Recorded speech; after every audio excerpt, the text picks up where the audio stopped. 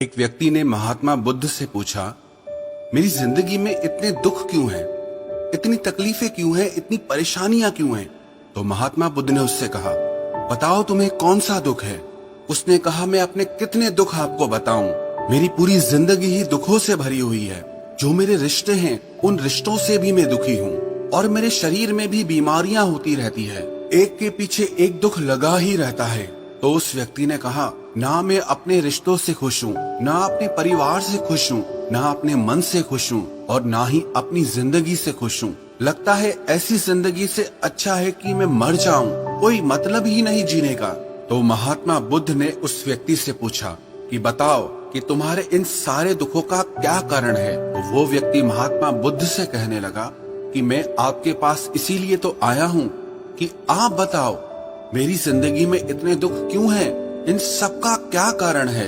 महात्मा बुद्ध ने उस व्यक्ति से कहा, जरा गहराई से सोचो, विचार करो, देखो कहाँ है तुम्हारा दुख, क्या कारण हो सकता है तुम्हारे दुख का। उस व्यक्ति ने बहुत सोचा, पर जब उसे कुछ समझ नहीं आया तो बुद्ध ने उसे उत्तर दिया कि तेरे सारे दुखों का कारण तू ही है। तेरे मन की आसक्ति है, तेरे मन का मोह है। बुद्धा का एक प्रसिद्ध कोट है जो आपने भी सुना होगा, the root of suffering is attachment. आपके सारे दुखों का कारण आपका मोह है, आपके मन का अटैचमेंट है, आसक्ति है। तो उस व्यक्ति ने बुद्ध से कहा कि मैं समझा नहीं कि मेरे मन का मोह हर दुख का कारण कैसे हो सकता है। तो महात्मा बुद्ध ने उसे 3 छोटी छोटी कहानियां सुनाई। पहली कहानी, एक व्यक्ति पेड़ से चिपक कर चिल्ला रहा था कि कोई मुझे बचाओ, कोई मुझे इस पेड़ से छुड़ाओ, इस पेड़ ने मुझे पकड़ लिया है। तो वहां से एक गुरु और शिष्य गुजरे। उस शिष्य ने अपने गुरु से कहा कि गुरुदेव, इस आदमी की मदद करनी चाहिए, ये इस पेड़ से चिपक गया है, इसे छुड़ाना चाहिए। तो उसके गुरु ने अपने शिष्य से कहा कि इसकी मदद कोई नहीं कर सकता। तो वो शिष्य हैरान होकर पूछने लगा कि ऐसा क्या है कि इसकी कोई मदद नहीं कर सकता। तो गुरु ने कहा कि इस व्यक्ति ने खुद ही पेड़ को पकड़ लिया है, और जिस इंसान ने खुद किसी चीज को पकड़ा हुआ है उसे कौन छुड़ा सकता है, उसे कौन बचा सकता है। ऐसे ही बुद्ध ने कहा कि तुमने भी सारे दुखों को खुद ही पकड़ा है कि ये मेरा है, ये छूट न जाए, ये मेरे पास रहना चाहिए, ये मुझे मिलना चाहिए। और तेरे सारे दुखों का कारण ये मैं और मेरे का बंधन है। फिर बुद्ध ने उसे दूसरी कहानी सुनाई कि जैसे एक मकड़ी वो खुद ही जाला बुनती है, और जाला बुनते बुनते एक दिन ऐसा आता है कि वो उस जाले में खुद ही फंस जाती है। वो चाहकर भी उस जाले से बाहर नहीं निकल पाती है। ऐसे ही तूने भी अपनी जिंदगी में कितने ही रिश्ते बनाए हैं, कितनों से मोह लगाया है, कितनों को अपना माना है, और उनमें मोह रखने के कारण आज वो तुझे दुख दे रहे हैं। सारी दुनिया में कुछ भी होता रहे, हमें दुख सुख नहीं होता है। हमें दुख सुख कब होता है?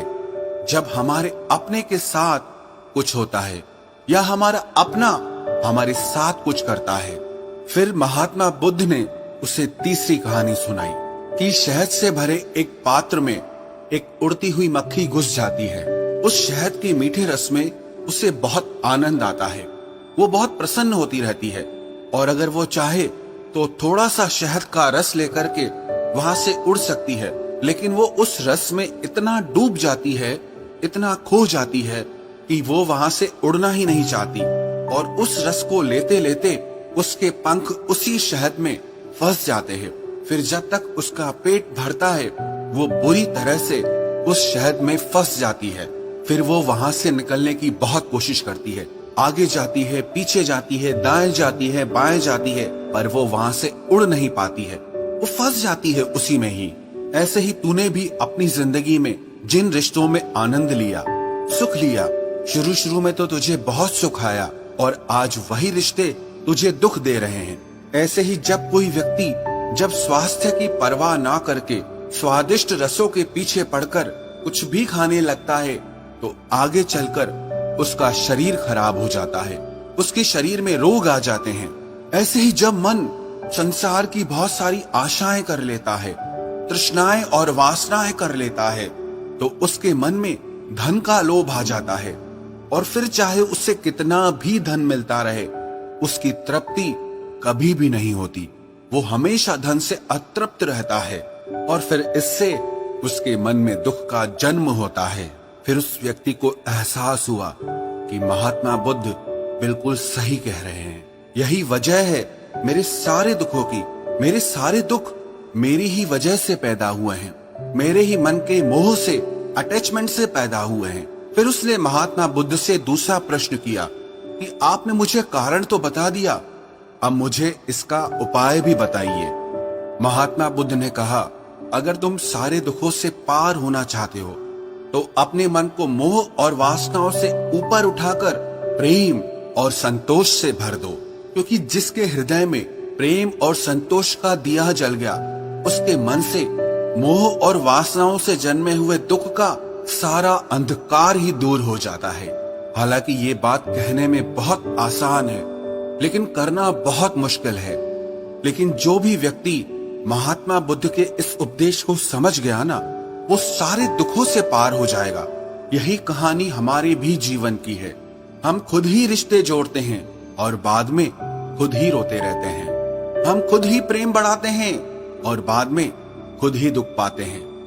हम जिनके पीछे मेरा मेरा करके मरते रहते हैं, आखिर में वही लोग हमें सबसे ज्यादा दुख पहुंचाते हैं, हमारा दिल दुखाते हैं।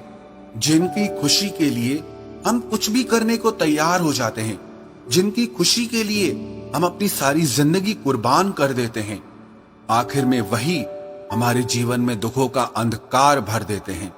चाहे वो हमारा परिवार हो, हमारे मित्र हो, हमारी संतान हो या कोई भी रिश्ता हो, जहां पे भी हमने मन के मोह के, आसक्ति के, अटैचमेंट के धागे बांध रखे हैं, आप गौर करना, आपके जीवन में सारा दुख वहीं से आ रहा है। तो जो उपाय महात्मा बुद्ध ने उस व्यक्ति से कहा कि मोह और वासनाओं को त्याग करके अपने हृदय में प्रेम और संतोष को भर दो, इस छोटे से उपदेश को अगर हम भी अपनी जिंदगी में उतार लें तो विश्वास रखना, हम जिंदगी के सारे दुखों से अवश्य पार हो जाएंगे।